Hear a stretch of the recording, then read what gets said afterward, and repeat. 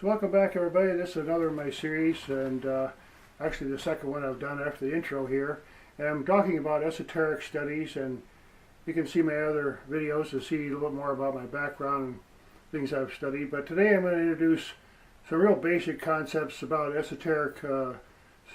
And esoteric metaphysics, we call, is actually more like it's a real physics. It's about energy and about geometry, and there's a whole lot of principles involved in esoteric studies. And again, a lot of people think of what they call esoteric studies, and they say, oh, it's a cult or whatever. It's just information. In the old days, before we had the kinds of institutions we have now with laboratories and so on, I mean, people who had understanding of principles that were related to the use of energy and the movement of energy and all their observations and being in meditation and all the different experiences they had, they just tried to convey it in a certain way. And we know from examples of pyramids and art and various kinds of geometries that have been used, and number systems like you have the Hebrews and India, and numerology and astrology and all those kind of things.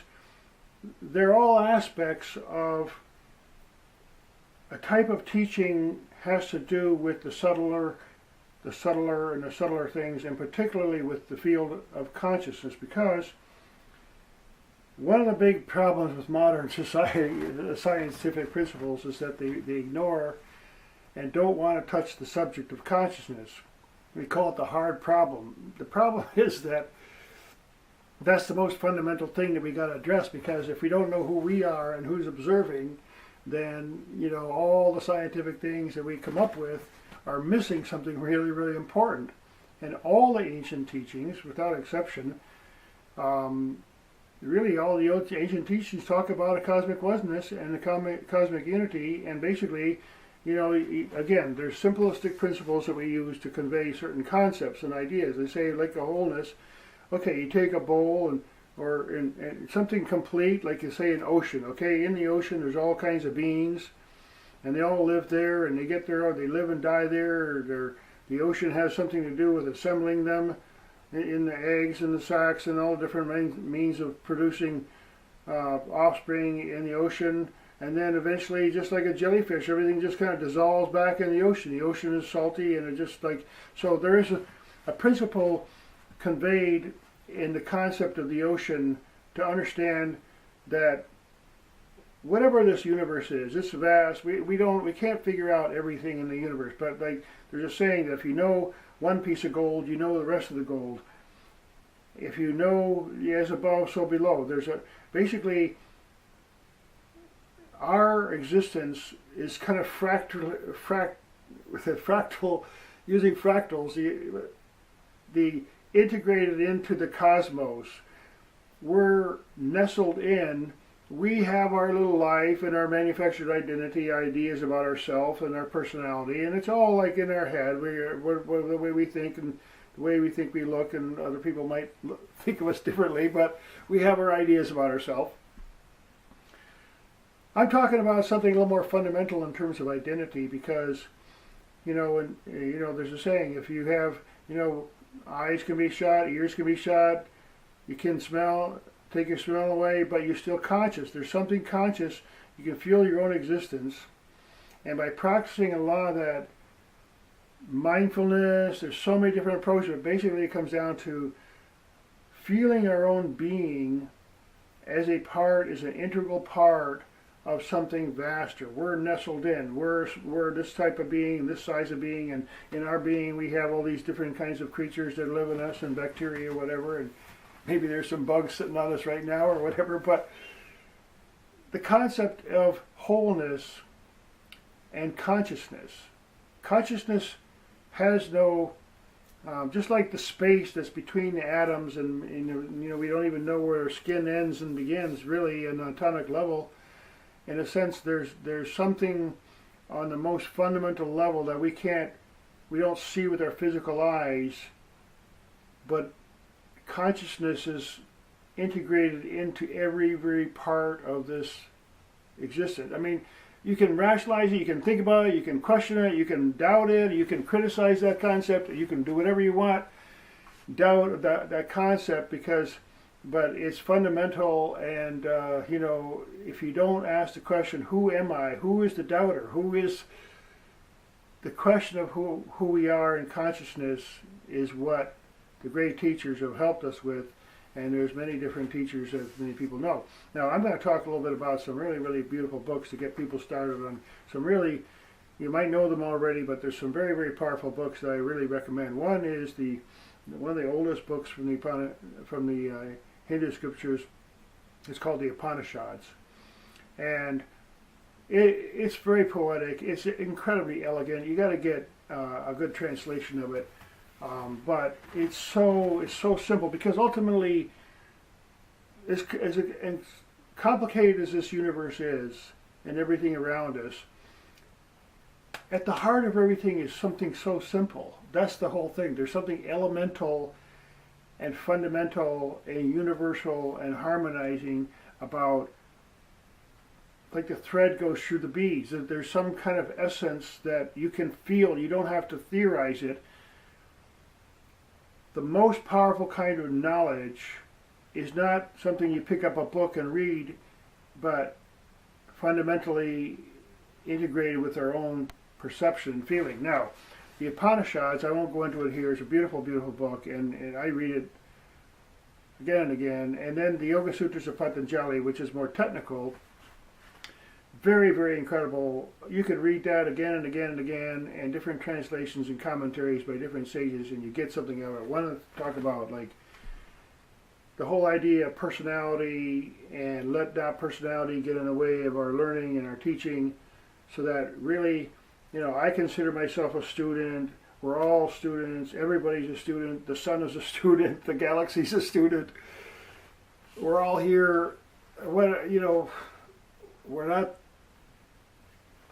Where would someone say, well, I'm the top now? I mean, it's a vast universe. We're just these specks, but we, in a fundamental way, each of us carries a part of that infinite universal consciousness. So and this might be teaching you, someone might be teaching me, it's just a flow of awareness that is, we participate in that learning and teaching and learning and teaching and sharing and learning, so that's the process that enables us to comprehend very vast things, because we start participating in the bigger awareness and being more aware of subtler and subtler things. And then, the understanding comes and the clarity comes, and then, life becomes a lot more happier and healthier. Now, I have a lot of other books, and I'll go through them real quickly here because I don't have a lot of time on these videos, but stir up some conversation, bring up this book. Talk about heavy reading. There's 2 volumes, very, very heavy, incredible. Like people who don't know Blavatsky, they don't read the books. Look, she had a personality and she had some misunderstanding, but she's trying to just convey what she learned, and she was an incredible scholar of so many types of literature and language, and she really did travel a lot. So she has something really, she's trying to convey the ancient teachings in her particular manner, so that we can all get a little taste of it. Now, here's a book in a series with Alice Bailey, who was a student of some, back in the early 1900s and late 1800s. There was a man named Vivekananda, and another man in India named Ramakrishna, and Maharishi, and there's a lot of inspiration given, and some kind of, you might call it dictation or psychic dictation in a real pure way. If you read these books, this is one of the treatise on cosmic fire, and esoteric astrology, and esoteric psychology, and esoteric healing. All these books I read when I was younger, and I still research them sometimes. It's just incredible stuff. I mean, this is, talk about channeling. I don't know where, you can say, well, where does that source come from? But if you read those books, you go, wow, who writes like that? I mean, it's just incredibly powerful stuff about, and you can just keep learning stuff for years and years and years because the ancient wisdom is extremely profound. And one of the things that these people who study these, back in the day, people lived in a cave. Sometimes they'd just spend their whole life just studying these, practicing different kinds of techniques and mastering different subtle aspects of the body and extending perception and going out on dreams and astral body and all kinds of stuff they learned. And nobody really, we can't all do that these days, but we need to get the essence. We need to get the essence of, first, how to have peace in ourselves, and clarity is a big part of that. Answering some of our questions that come from within. So we understand the context. All the great teachers say, look, there's a cosmic oneness, and you can participate in it. By participating in the cosmic oneness, letting go of your ego, down being so selfish, just all those little things, just you don't have to get moral about it or whatever, but just letting yourself participate in the beauty and the joy and the harmony of the creation and moving with the cosmic flow. And don't be selfish, don't be greedy. That nature's not like that. I mean, we have thousands of breaths every lifetime, every day, and we want to be selfish. I mean, so a lot of the esoteric teaching has to do with, develop the right attitude and say, okay, I don't know all this. I'm just here for a short time on this planet. Let me see if I can learn something from the rest. And if it doesn't settle right in over years and it doesn't seem right, then I won't believe it. But, I'm going to try to help people who listen to these videos get a little better understanding and feel from within themselves some of these great principles. Now, cosmic oneness, space is an entity. If you just start approaching it, even the scientists, they might be skeptical as hell, but they just say, look, just what if the energy that moves the atom moves you and consciousness pervades? There's a kind of consciousness. We don't understand even a dog's consciousness. We can't understand an ant's consciousness. We can't understand a bee's consciousness or a bird. We don't have their experience. But they're conscious. A tree, this is where the yogis say, look, in this human body, we can train ourselves and start feeling that universal consciousness. We can feel what animals feel. We can feel what trees feel. We can harmonize ourselves. That's where dropping the ego is all about. It's not, we have to have a little personality and do stuff and everything in this world, okay? But having it permeable to some degree so we can learn.